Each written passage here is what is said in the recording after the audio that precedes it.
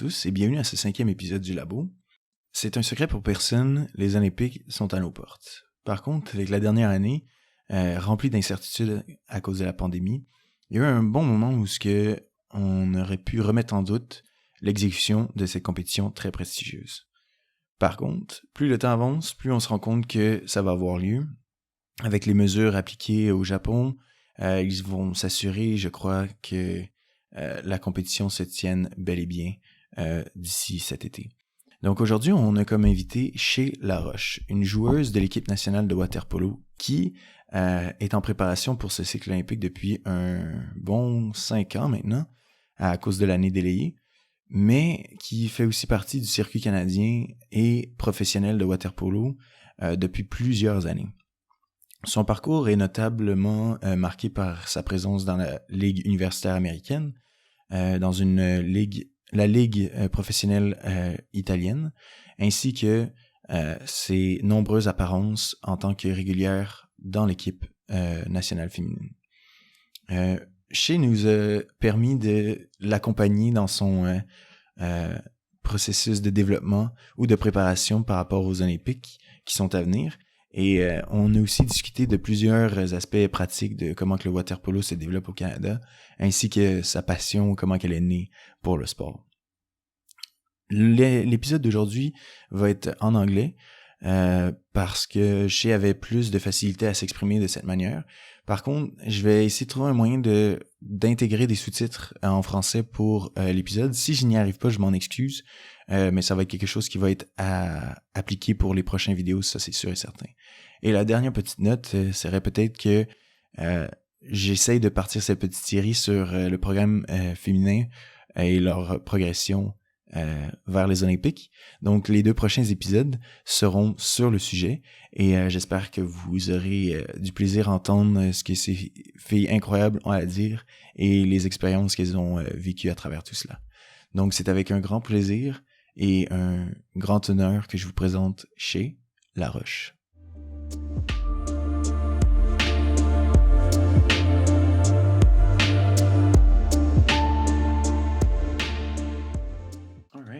Well, I'll start with the most simplest question, which is, how did your passion for sport came about? I'd say it all comes from my mom. Mm-hmm. Growing up, there was 4 of us. I had 2 brothers, me and a sister, and it was just a given you had to be playing a sport. It was always like, it wasn't watching TV, it was you're going outside and playing a sport. Each fall, like the question was, what sport are you doing this year? So we could do really whatever we wanted to do. So I dabbled in a lot of different things, but it was always expected that you're doing something. I don't care what, but you're doing something. So I think it just was natural for us. So it was through the familial values that you had to move at least. Can you tell me Exactly. The sports that you were doing when you were younger? So I did gymnastics, badminton, ultimate. I did taekwondo for a few years. Then I did taekwondo sparring. So I did actual fighting competition. Volleyball. So I don't know if I said soccer. I did soccer. Soccer wasn't my best. I'm better with hands than feet. I did bowling one year because I had a broken arm. So my mom was like, "Okay, you can do bowling." Swim lessons. Swimming was always, all 4 of us, we really liked being in water. Mm-hmm. So we did swim lessons and then the lifeguard courses and stuff. And okay, so your path through the aquatic life was through just swimming a bit and then the lifeguard stuff.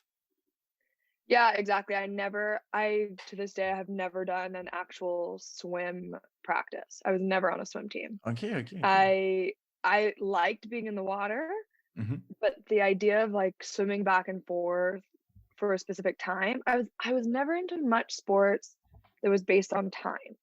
Okay. It was always sports that was more based on a game, based on a play, be it team or I did badminton, I did tennis, but there's a back and forth. I tried track, wasn't a fan because the whole aspect of time I didn't like. But when we were finishing with swim lessons and then like this weird idea of water polo came about, and that's where I came into that. Well, that was my next question, in the fact that how did it came about to knew what water polo was and your first contact with the sport. Yeah, so I grew up in Winnipeg, and we Hmm. had a pretty good a middle school and high school league there. So it was on Sundays. Hmm. Um, and that's kind of where our clubs like drew a lot of people from. And the head coach of one of the clubs in Winnipeg, the club I played for, Bushido, his wife was my teacher at school. So she was my grade 6 teacher. And she knew like I was doing all the sports at school and at lunch and whatever. I was playing football with the guys, and I was always around sports. So she had told my mom like Shae should try this. So my brother and I that year in grade 6, we both did the school league, and it was cool, but it wasn't you know, your first year playing water polo is more getting used to like understanding how to throw a ball in the water and like putting all those pieces together. And then it was in grade 7 that in September, when it was time to sign up for sports, my mom was like, "What sport do you want to do?" I didn't want to do anything. I wanted to hang out with my friends.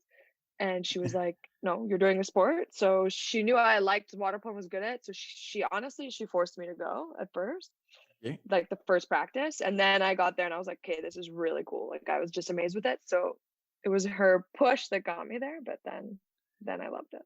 That's a lucky step then. But it's funny to me Yeah. because I've in my all my years that I played, which is like 10, it's in its way it's not a lot, but I've never been in contact with like Manitoba teams. So I've always been wondering, how did you progress through that sport, and how did you came to play, and what teams were your adversaries? Was there any kind of competition in in that region specifically? Yeah, so we were considered like if you split the country in East and West, we were considered West. So we actually had 2 clubs in Manitoba when I was younger. Now it's a bit smaller, so they're more merged, depending. But we had 2 clubs in Winnipeg, so we were able to have a decent amount of games. The school league I was talking about was co-ed, so it allowed for a lot more games because it was just everybody together. And we would go west a lot. So we would often take a bus to Regina and play there, which was a 6-hour bus ride. So that was our like super big exciting trip, was to go to Regina. And then we would always go to Calgary too. So once a year we go to Calgary, which is a 16-hour bus ride, Mm. longer. But like that was so exciting, getting on like that long of a bus with all your teammates. It was the big exciting part of the year. And then we'd go to cadet youth, all those nationals. Hmm. And But yeah, all west. how did it came that you were that you got spotted by the higher, let's say, uh, skilled teams? By the Let's national say, team. yeah, exactly. So actually, even in my first year of play, I was really lucky back then.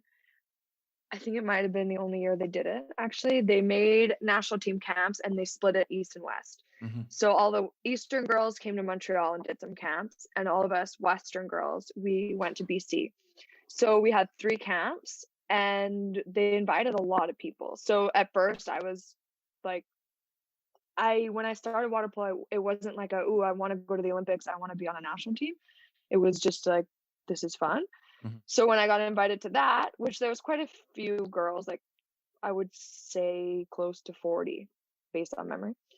I was like, cool, this is not what I thought. But then I was like, oh, I might as well try it. Like I really liked it. I've always been kind of intense and driven. So I was like, cool, I'll try this. And it just like kept going from there, because then it was just getting contact with other coaches, other teams.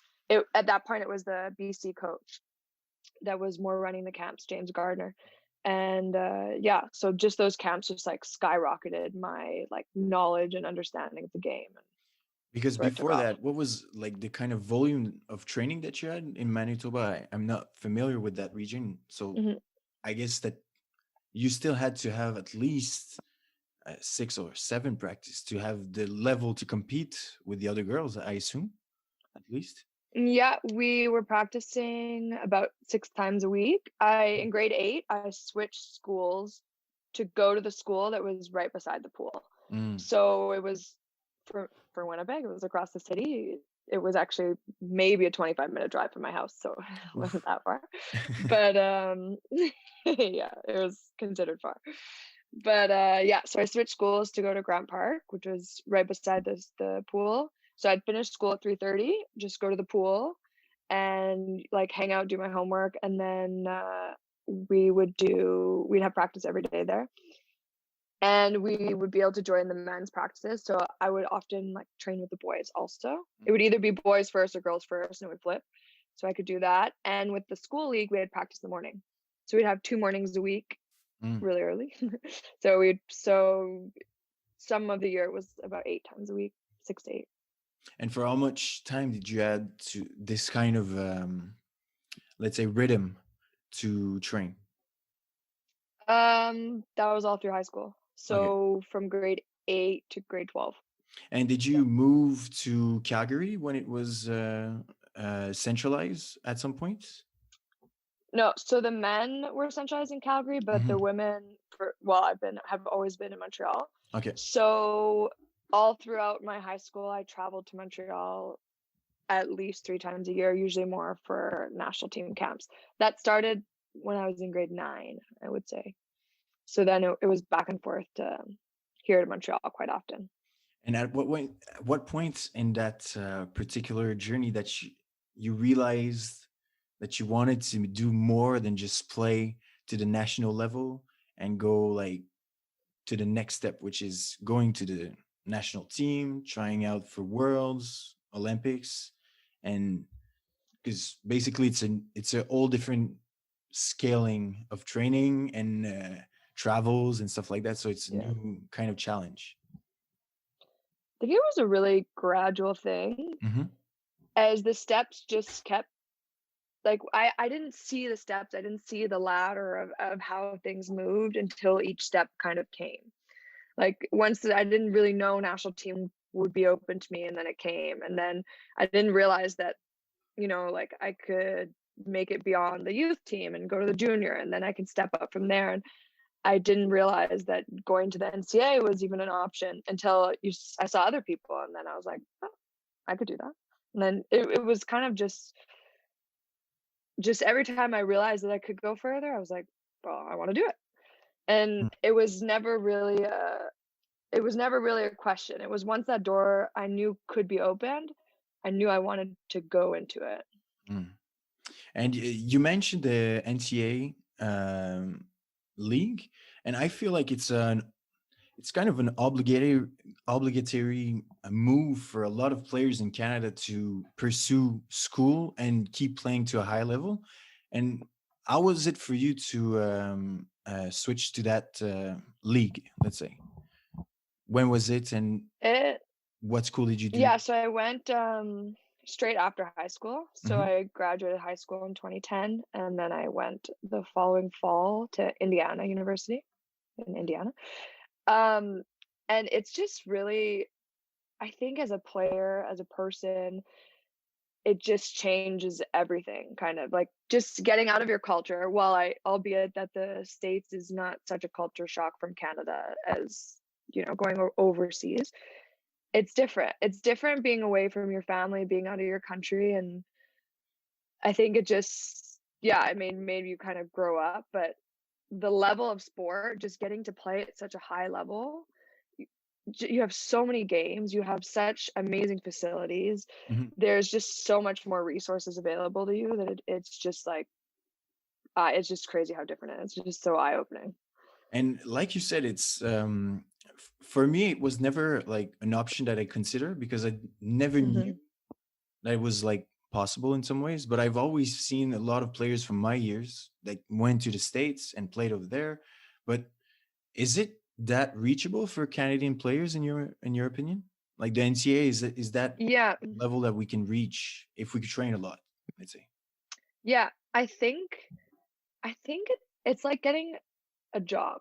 It's like Hmm. applying to a job, you just need to put yourself out there and you need to kind of find connections and find places. Mm. Yeah, find things to connect with you. So for me, when I went, there actually wasn't that many Canadians yet going. Um, Not many men. It's definitely the women like kicked off a lot more before the men. I would say I know a lot more women that have went for water polo than for men. But yeah, it's just like finding the openings and knowing that you can, because once you have someone who can kind of help you through the process. For me, John Stockdale, he's a coach from BC, and he really, really pushed it for a lot of the BC girls. So there's so many of them that went or are still going that they weren't necessarily national team players. They were maybe on BC teams, but they just had someone to help them know the steps to take. Mm. So can everyone go to the top schools? No. But there's Division 2 and Division 3 schools. There's so many different schools out there that once you just need to find a way to get your foot in the door, Mm. basically. But it's super attainable. But I like the image, like you're applying for a job, you're creating your own opportunities in that ways, but the NCAA system is so foreign for a lot of players because we're not advertised how it works, what are the possibilities and stuff from, like, let's say our club vision, that it Exactly. feels so far away. But like you said, you can make your own opportunities by just showing up, having some connection, because let's say you have to, if you don't know anyone, it's hard to just step in and put your foot in the door. But I like the image. It might be something that we need to work a little bit more, I'd say, in the water polo scene for Canada, because there's not a lot of opportunity for players that are going through school and want to keep playing to a high level. And I would say that this would be the introduction to my next question, which is, how did you manage to keep a high level of training and going to university at the same time? So that's the thing that was great about the NCAA, and it's something that we just don't have yet the resources or the people to be able to build this here. But the NCAA is if there's like checks and balances on it. So there you have only a certain amount of time per week you're allowed to train, which can vary depending on if you're in season or out of season. So your coach can't have you legally train 30 hours a week every week. So there are parts in the season where you're actually only allowed to do 8 hours of your sport. So then there's ways around things. You can have optional trainings and different things where coaches aren't allowed, but there's like a base of what you're allowed to do. And the NCAA is pretty serious about checking up on all this, as well as you have to have a certain GPA to be eligible to play. So my school, at least, it was a really they were really serious about your student athlete, and student is first, and student is always going to be first. And yeah, so they give you, they're big schools who have a lot of resources, but first your timetable is made, you have priority over the other students. So you're always going to have like the good time slots and everything that fits with your schedule. Athletes have free tutors. So if you want to use those resources, you have a tutor in every single class if you want. Damn. That's free. We have our own like study rooms that it's only accessible for student athletes. You're close to campus. Like the furthest walk from my house was a 20-minute walk. So like it's a really different balance than living in a big city where you have to budget getting an hour to get somewhere or whatever. Like your pool is on campus. So actually I had a class in the building my pool was in once. Well, there's a lot of perks to that. That's Yeah. definitely true. But I would say, did you because that's like the external check and balance that helped you. But I would want to know, did you had any kind of system to help you? Because basically, study is study, right? You have to concentrate and Yeah. stuff like that. Did you had any like kind of system in place to check your energy levels and stuff like that? So I would definitely say the first semester I got to school, I didn't do poorly, but I didn't understand what that balance meant. Like the balance, the jump from high school to university, like there's a big jump.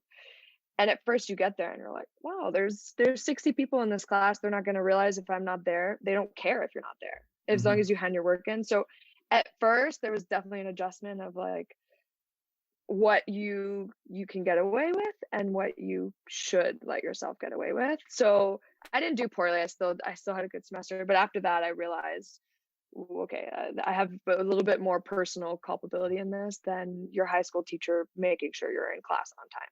So I'm a crazy organized person. Like my agenda, my timetable was like my life in university. So I've just always been really serious about budgeting my time. That came from my mom too, though. Coming back from school, it's like you're doing your homework and you're not doing anything else before your homework. And I always kept that with me. Like I would have a certain time where I'm working this time. I need to get this done before I would carry on from that.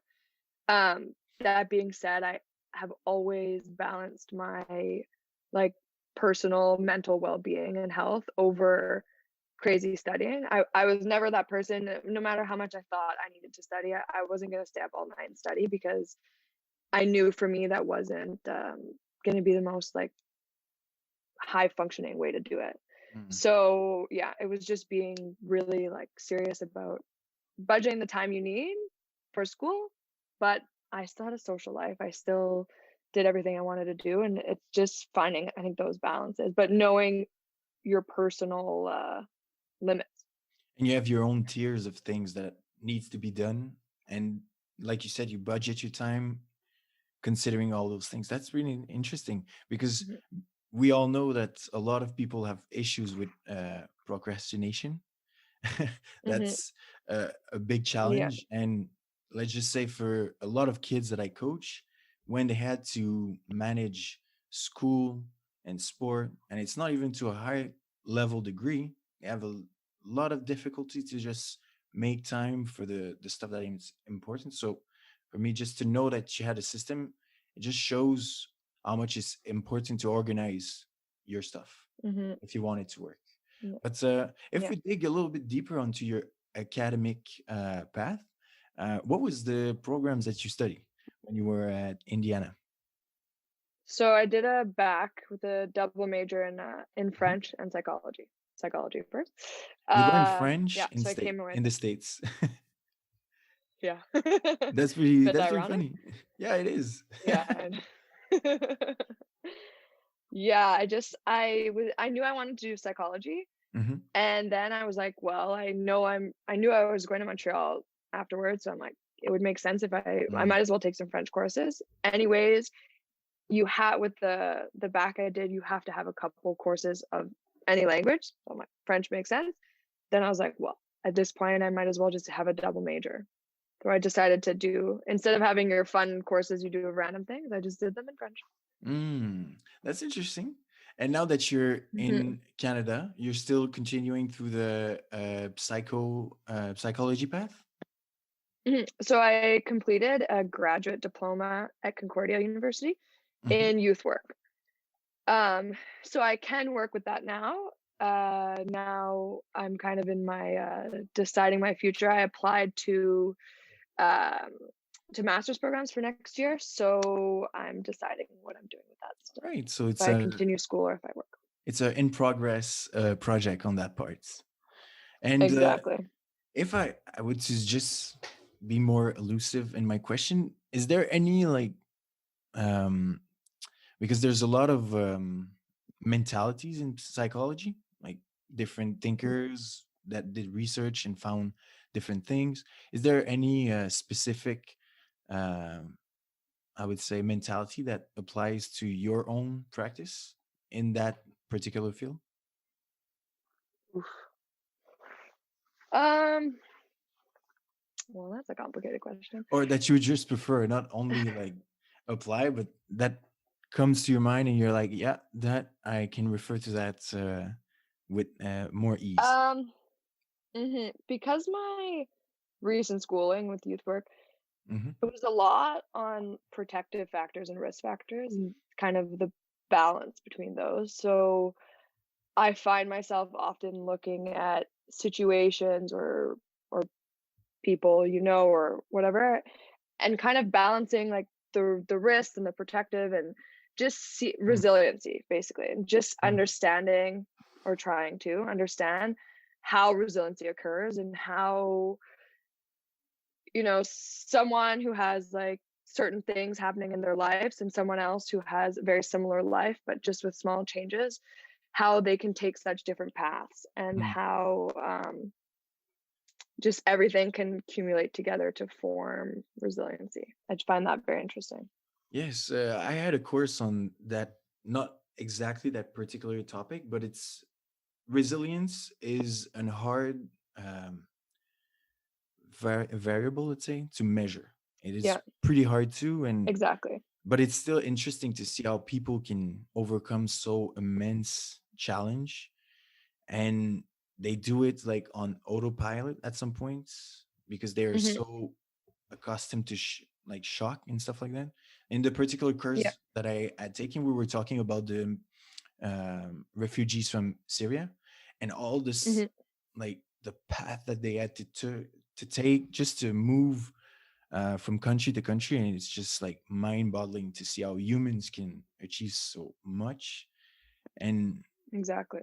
But on, let's say, through your learnings in psychology, is there any concept that influence your water polo game or the way that you approach your training and the way that you play?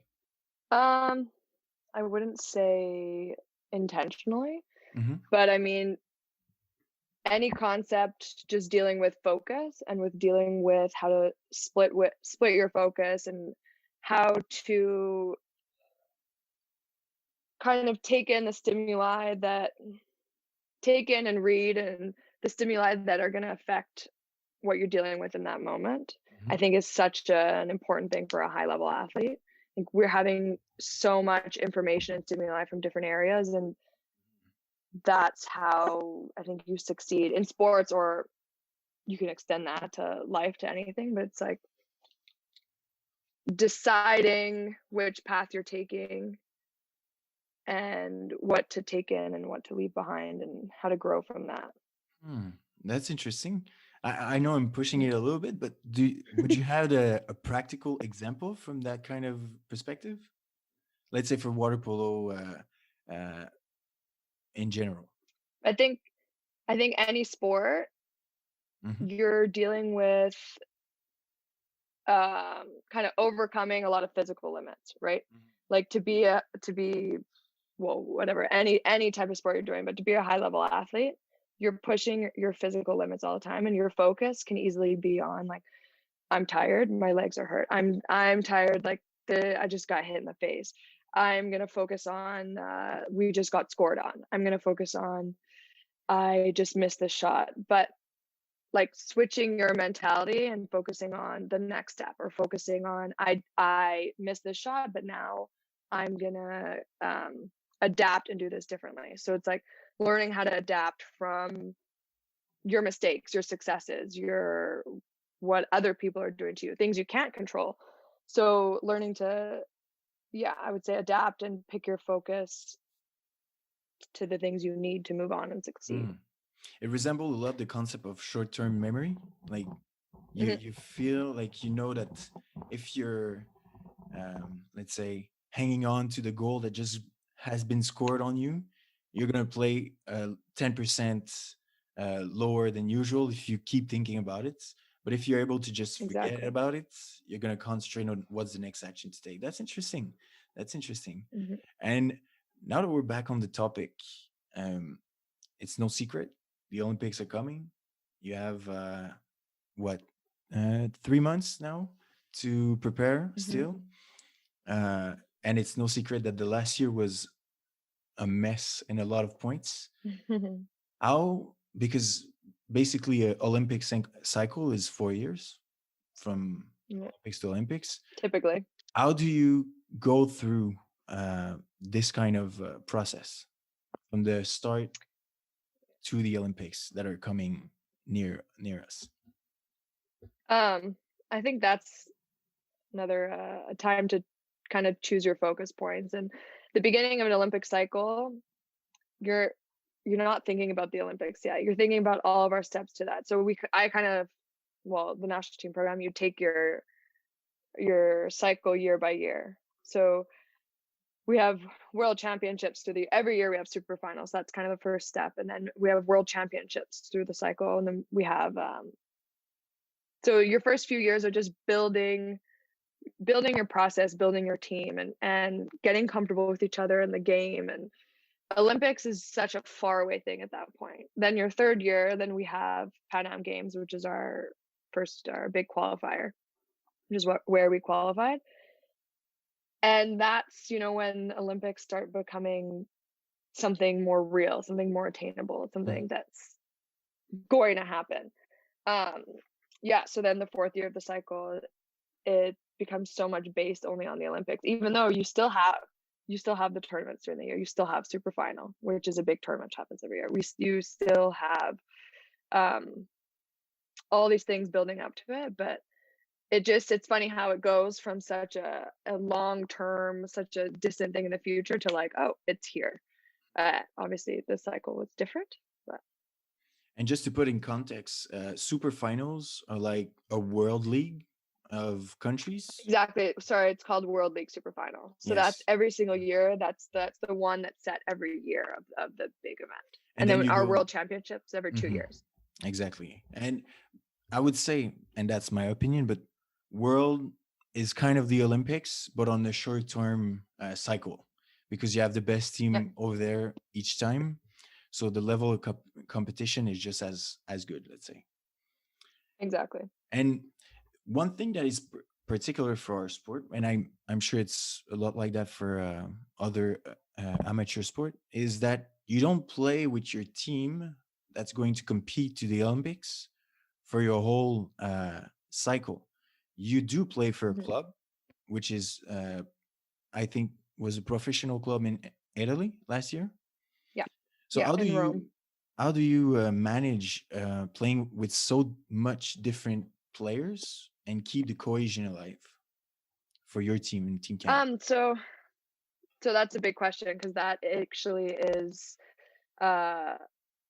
the whole problem but that's something you really need to overcome with being okay with your players going away and playing pro, is you're playing the choice between your players having experience of playing games, which we don't have much here. So that's versus keeping your team together and just building on the cohesion.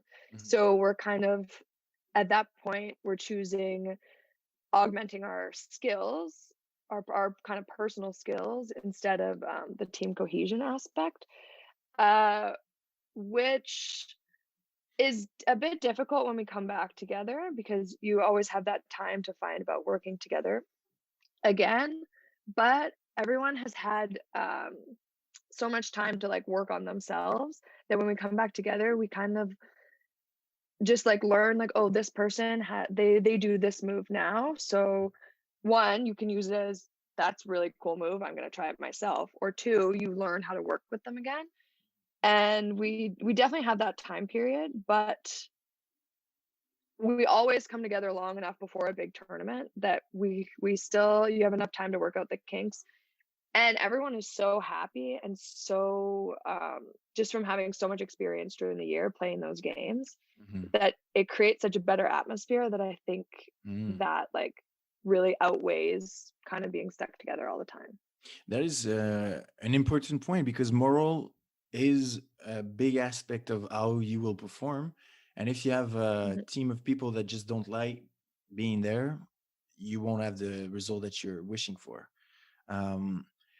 With that said, I'm going to mix a little bit of my experience, which is not a lot, but from playing overseas, I've seen how water polo is being played so differently in context of, let's say, Canada through Europe. And I'm sure in Australia and in the States, they play a lot different. Did you find any like differences that stand out from Canada to Italy in your time playing over there? Yeah, the style they play was very different.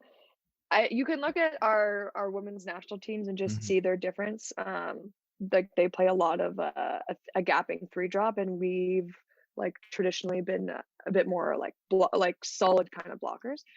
And they play, I'm a little bit hesitant to say, but they play more emotionally typically Okay. than we do. So it was really cool to kind of experience that difference and just um, learn like their individual players, but as a team, like you just got to be immersed in what they're doing. So you can understand it so much better now. And being coached by an Italian, just the way that my Italian coach wanted me to release the ball was so different from what you learned here that it kind of gives you insight onto like, oh, now I'm understanding when like this girl on the national team, when she's shooting, now I understand her thought process more. Mm. So it was in a lot of little ways, it was really different. Yeah, so I would say Italy was more emotional. And if I can stop you there, what do you mean exactly by emotional? Is it like more enthusiast when plays happen? Or I'm just not reaching the Yeah, concept. so I think they play more with momentum than some other teams do. So when they have good things going, they'll go on a roll with that, and you'll hear it when you listen to a game. Like you'll hear it in their voices. You'll see it in their like intensity. So they can get stuck on the high, but they can get stuck on a low. Mm. So then they'll have players that'll more take it into their own hands and step away from their system and try to be The superstar. kind of exactly. And but I find like other teams will try harder to play to their system.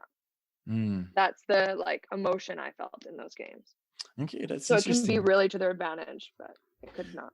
It's a two-sided sword because when it works, Yeah, it's insanely good, but when it doesn't work, it's insanely bad at the same time. exactly. It's funny because on my part, when I played in France, what I find was the most different like uh, thing was the officiating. Like the rules are Mm-hmm. the same. It's the same playbook. It's the same sport, but it's not officiated the same way. It's a lot because our sport is made by human judge, which is completely normal because everyone has their own possession of the game.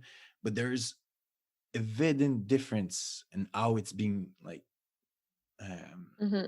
let's say, decided in some ways. Did you feel that way too in Yeah. Italy? Yeah, I think it was definitely an adaptation, and it wasn't super evident. There was a few things. The first game I got in, I had like 3 turnovers on Mm. just a simple thing of picking up the ball after a foul, and the way I was doing it was not okay to do it that way there. But here it's fine. Internationally, it's fine. So there was definitely little things to adapt to.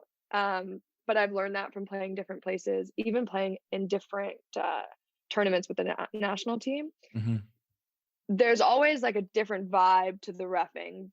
Maybe not to each tournament, but it shifts a bit throughout the years. And there'll be a focus on popping the ball this time, and then the next time there'll be a focus on something else. And so I think in water polo, I haven't played at super high level in other sports, so I can't really compare to that. Mm-hmm. But the reffing is such an important part of the game, Mm-hmm. and I think you always need to be prepared to adapt to that. Like in the States, when I played in the NCAA, I could not guard the center the way I would guard it here. The Mm-hmm. way I learned when I was growing up, I had to change the way I was playing it. And if you don't adapt to them, They'll good kick you luck. out. Exactly. Ah, that's funny to hear, but I feel like it's part of the beauty of the sport. You have a new, Hmm. and certainly in international tournaments, the referee are from different countries, and from game to game, you can see like there's different calls being Yeah. made, but it's like part of the culture of the sports. But I wanted to know if Yeah. you had contact with that kind of experience. So that's cool to know. Hmm. But if we dig a little bit deeper on your practical way to play, how would you describe yourself as a player in the sport of water polo? I have been told that Mm-hmm. I'm annoying. That as a Yeah, and I kept that with me because I decided I like it. That I am annoying when I'm on defense and someone's Mhm. on offense. I just gonna use everything I can. So I've been told I throw my body on people, but if that's what I need to do to get the ball, I don't care. So I've kind of always kept that with me. I'm really intense. I think my personality is intense, and I bring that into the water too. And I've learned through the years to use my energy more smartly. When I was younger, I would waste intensity when I think it wasn't necessarily needed, but Mhm. that's kind of my like defensive strategy, is just to be as annoying as I can. If it's a great defensive play if you made someone give a bad pass. You don't need to make the steal, but in my head, if I just made her second guess what she was going to do, so she Mhm. misses the pass, or she's not able to give the ball open to someone because you're so much in her face, like those are the small things that I've like always prided myself on. And then going to an offensive view, there's definitely more creativity on offense. So Mhm.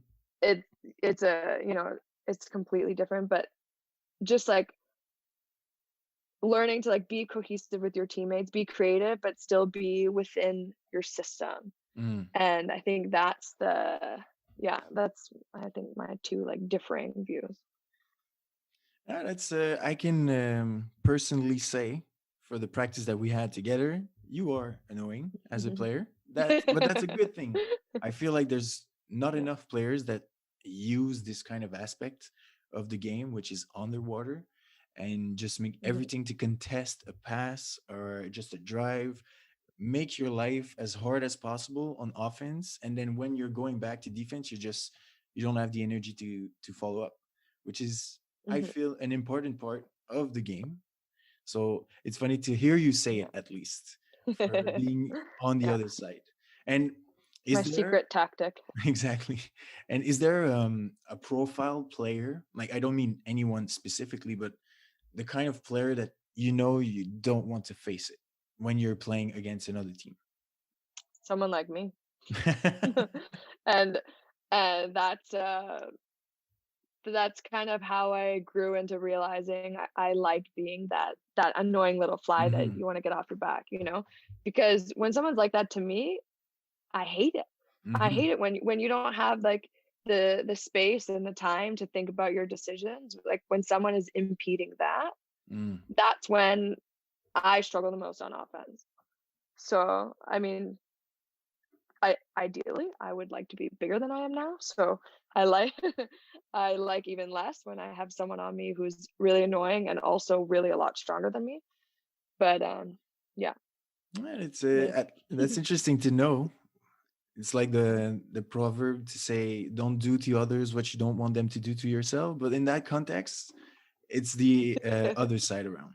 And Yeah. I would say you're at your third year of the cycle. Olympics are coming. You had your opportunities, I think, to play with against other team of the international circle. Let's say, is there any Mhm. team that you're looking forward to play against? I think we've had ups and downs against a lot of teams. Hmm. Um, and honestly, I kind of want to like rectify what we've done. Like with any team we've lost to, I'm like, I need to fix that in my head. Mm. Also, not in my head, also in reality. So I'm just excited to play anyone because now it's been so long with this Mm. year. It's been over a year since we played a game, but the Americans are the team that I'm most excited to kind of be able to play a good game against. They've just been the top team for so long. They're a great team, and so playing them, I just feel like we need to be at our best because they're good at showing up and doing their job. And I think that's the most exciting type of games where we have to be on point. We have to be great to beat them, and that's what I want. That's what I want to compete. I want to compete and be the best we can be and beat the best. And Hmm. That's a good way to see it. You don't want to yeah. face a team that don't put you to your best version of yourself, let's say. But Exactly. I would finish with a closing question, which is more open to your answer. But through your journey, did you had any role model as a female athlete? Uh, for my say, I don't know what can that be, so that's why I'm curious to know. Was there throughout Mhm. your journey a person or a role model that helped you inspire yourself to become where you are today? So this is often a question asked. Um, Mm-hmm. Someone you look up to, your role model, and I have very vague answers to this because I can't say that there's someone that I've always been like, wow, this person's amazing. But there's so many people that I find like inspiration in. Almost you can name almost any successful female athlete, and that's inspiring. Even a lot of female athletes who aren't necessarily successful. Sorry, uh, I find inspiring. I just think people who are following their dreams Mm. are inspiring. My first coach when I was younger, Maggie Barnes was her name. She's kind of the one who made me like really like fall in love with the sport, I would say, because she's the first one who taught me how to throw a ball and everything. And I find myself like going back to her, and she was never on a national team. She was never she never went, I would say, into like the high level sport. But just the fact of her imposing on me kind of the values I have now and the love for the sport is inspiring. And everywhere I go, I'm just like continuously in awe by the people I'm surrounded by, and I take what I can from everyone. Mm. That is a good way to see it.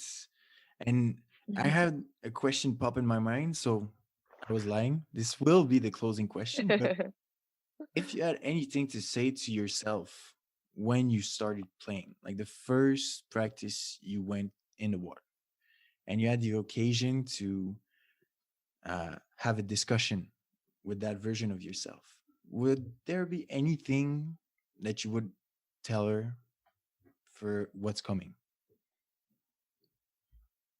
You know, I don't think so. Mm. I think the beauty of not knowing and the beauty of like figuring myself out along the way and figuring out the path along the way, I wouldn't have wanted to have been told you're going to go to the Olympics, Hmm. because I didn't even know that was a path I'd want to take for years.